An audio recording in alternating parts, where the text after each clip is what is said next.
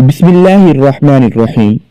ایک دفعہ ایک مسلمان عورت کے سامنے ایک یہودی عورت نے حضرت موسیٰ علیہ السلام کی سخاوت کا قصہ بیان کیا اور اس نے اس حد تک مبالغہ کیا کہ حضور نبی کریم صلی اللہ علیہ وسلم پر ترجیح دے دی اور کہا کہ حضرت موسیٰ علیہ السلام کی سخاوت تو اس انتہا پر پہنچی ہوئی تھی کہ اپنی ضروریات کے علاوہ جو کچھ بھی ان کے پاس ہوتا سائل کو دینے سے دریغ نہ فرماتے۔ یہ بات اس مسلمان عورت کو ناگوار گزری۔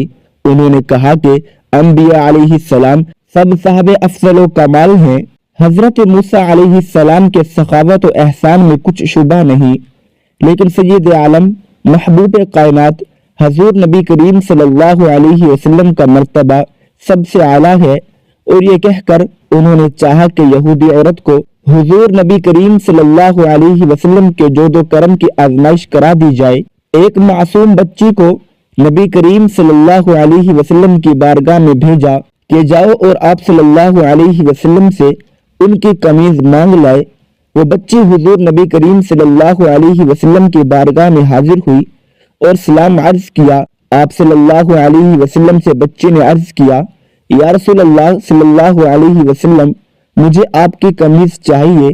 اس وقت حضور نبی کریم صلی اللہ علیہ وسلم کے پاس ایک ہی قمیض تھی جو اس وقت زیب تن تھی۔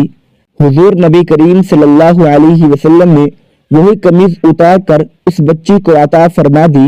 بچی آپ کی قمیض مبارک لے کر جب یہودی عورت کے سامنے آئی تو وہ دنگ رہ گئی اور بول اٹھی، واقع حضور نبی کریم صلی اللہ علیہ وسلم کا مرتبہ سخاوت کہیں بلند ہے۔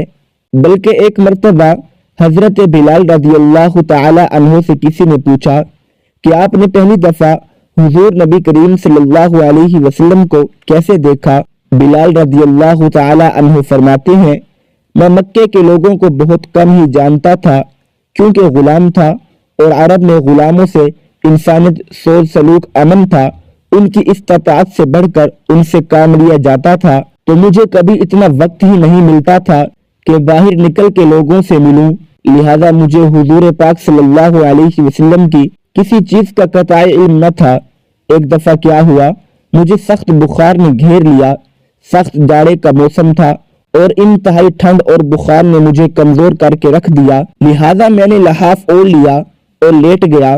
ادھر میرا مالک جو یہ دیکھنے آیا میں جو پیس رہا ہوں یا نہیں، وہ مجھے لحاف اوڑھ کر لیٹا دیکھ کر آگ بگولا ہو گیا۔ اس نے لحاف اتارا اور سزا کے طور پر میری قمیض بھی اتار دی اور مجھے کھلے صحن میں دروازے کے پاس بٹھا دیا، کہا کہ یہاں بیٹھ کے جو پیس۔ اب سخت سردی اور اوپر سے بخار اور اتنی مشقت والا کام، میں روتا جاتا تھا اور جو پیستا جاتا تھا۔ کچھ ہی دیر میں دروازے پر دستک ہوئی، میں نے اندر آنے کی اجازت دی تو ایک نہایت ہی متعین اور پرنور چہرے والا شخص اندر داخل ہوا اور پوچھا کہ جوان روتے کیوں ہو؟ میں نے جواب میں کہا، جاؤ اپنا کام کرو، تمہیں اس سے کیا، میں جس وجہ سے بھی رہوں۔ یہاں پوچھنے والے بہت ہیں لیکن مداوع کوئی نہیں کرتا۔ قصہ مختصر کہ بلال نے حضور صلی اللہ علیہ وسلم کو کافی سخت جملے کہے۔ حضور یہ جملے سن کر چل پڑے۔ جب چل پڑے تو بلال نے کہا کہ بس، میں کہتا تھا نا کہ پوچھتے سب ہیں مداوع کوئی نہیں کرتا۔ حضور صلی اللہ علیہ وسلم یہ سن کر بھی چلتے رہے۔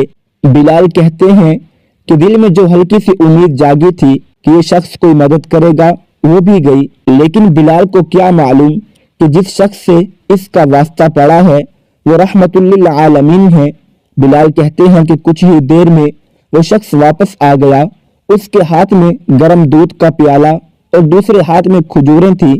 آپ صلی اللہ علیہ وسلم نے کہا، اسے پیو اور جا کے سو جاؤ۔ میں نے کہا کہ یہ جو کون پیسے گا؟ نہ پیسے تو مالک صبح بہت مارے گا۔ اس نے کہا کہ تم سو جاؤ، یہ پیسے ہوئے مجھ سے لے لینا۔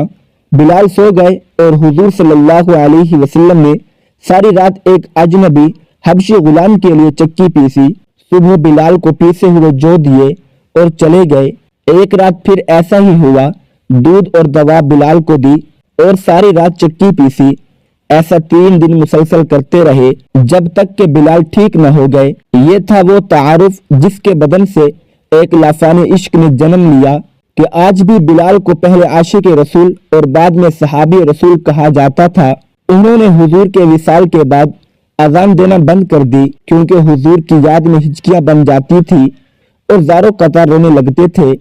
آپ ہجرت کر کے شام چلے گئے اور حضور پاک کے وصال کے بعد بس 2 مرتبہ اذان دی، ایک مرتبہ بیت المقدس کی فتح پر حضرت عمر رضی اللہ تعالی عنہ کے کہنے پر، اور دوسری مرتبہ حضرت بلال رضی اللہ تعالی عنہ رات کو سوئے ہوئے تھے تو نبی پاک خواب میں آئے اور فرمایا، بلال اتنی سرد مہری ہے کہ اتنا عرصہ گزر گیا تم ہمارے پاس آتے ہی نہیں۔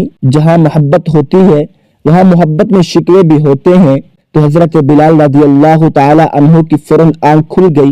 بیوی سے فرمایا، ابھی تیاری کرو، میں ابھی رات کو سفر کرنا چاہتا ہوں، میں صبح کا انتظار نہیں کرنا چاہتا۔ بیوی نے سامان باندھ دیا، چل پڑے اور مدینہ منورہ پہنچ گئے۔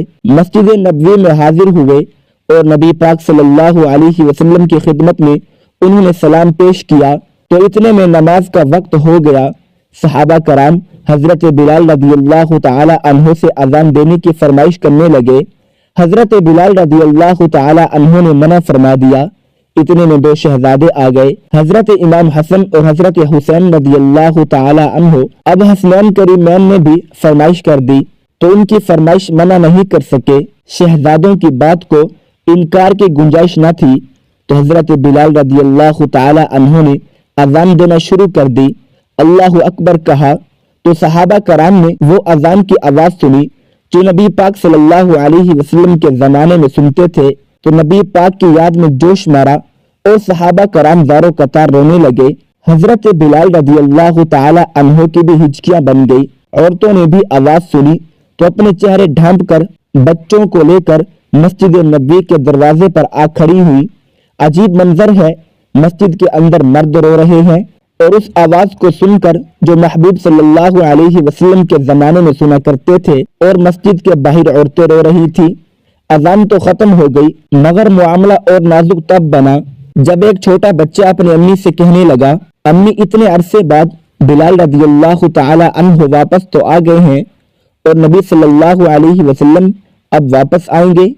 صحابہ کرام نبی پاک کو بے تحاشا یاد کرتے تھے۔ ناظرین، جب ہم رسول اللہ کی حیات مبارک کا مطالعہ کرتے ہیں تو آپ کی حیات طیبہ میں سخاوت اور مہمان نوازی کے بے شمار واقعات پاتے ہیں۔ آپ کا یہ معمول تھا کہ آپ صلی اللہ علیہ وسلم کے گھر جب کوئی مہمان آتا تو جو بھی بہتر سے بہتر میسر ہوتا مہمان کی خدمت میں پیش فرماتے۔ بعض اوقات کھانے کے دوران اگر کوئی آ جاتا اسے بے تکلفی سے اپنے ساتھ شامل فرما لیتے۔ صحابہ میں جو بھی انتظام ڈیوٹیاں تقسیم ہوتی ان میں سے آپ صلی اللہ علیہ وسلم اپنے ذمے بھی کچھ نہ کچھ ذمہ داریاں لیتے۔ جب کافی تعداد میں مہمان آ جایا کرتے تو آپ صلی اللہ علیہ وسلم صحابہ کرام میں مہمانوں کو تقسیم فرما دیتے اور اپنے ساتھ مہمانوں کو گھر لے آیا کرتے۔ حضرت ابو ہریرہ رضی اللہ تعالی عنہ بیان کرتے ہیں کہ ایک رات ایک کافر رسول اللہ صلی اللہ علیہ وسلم کے ہاں مہمان بنا۔ آپ نے اس کے لیے بکری کا دودھ لانے کا حکم فرمایا جو اس نے پی لیا، پھر دوسری اور تیسری، یہاں تک کہ 7 بکریوں کا دودھ پی گیا۔ راوی کہتے ہیں کہ صبح اس نے اسلام قبول کر لیا۔ آپ نے پھر اس کے لیے دودھ لانے کا کہا تو اس نے پی لیا۔ پھر آپ صلی اللہ علیہ وسلم نے دوسری بکری کا دودھ لانے کا کہا تو وہ پورا دودھ ختم نہ کر سکا۔ آپ صلی اللہ علیہ وسلم نے فرمایا، مومن ایک آنت میں کھاتا ہے جبکہ کافر 7 آنتوں کو بھرتا ہے۔ ناظرین کرام، مہمانوں کے کھانے پینے پر مسرت محسوس کیجیے۔ مہمان زحمت نہیں بلکہ رحمت اور خیر و برکت کا ذریعہ ہوتے ہیں، اور اللہ جسے آپ کے ہاں بھیجتا ہے اس کا رزق بھی اتار دیتا ہے۔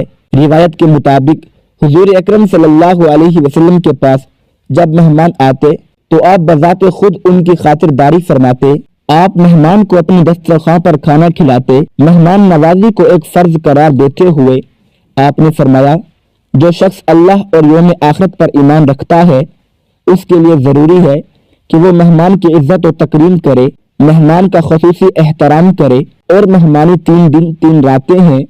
مہمان کے لیے یہ بات جائز نہیں کہ وہ اتنا طویل قیام کرے جس سے میزبان مشقت میں پڑ جائے۔ اللہ تعالی ہمیں سخاوت اور مہمان نوازی کے حوالے سے آپ صلی اللہ علیہ وسلم کے اسوہ حسنہ کو اپنانے اور اس پر عمل کرنے کی توفیق عطا فرمائے۔ اللہ پاک ہمیں بہتر عمل کرنے کی توفیق عطا فرمائے۔ اللہ پاک میری اور آپ کی بخشش فرمائے، آمین یا رب العالمین۔ ناظرین، کمنٹ باکس میں اللہ تعالیٰ کے 99 ناموں میں سے ایک نام ضرور ٹائپ کریں۔ شکریہ۔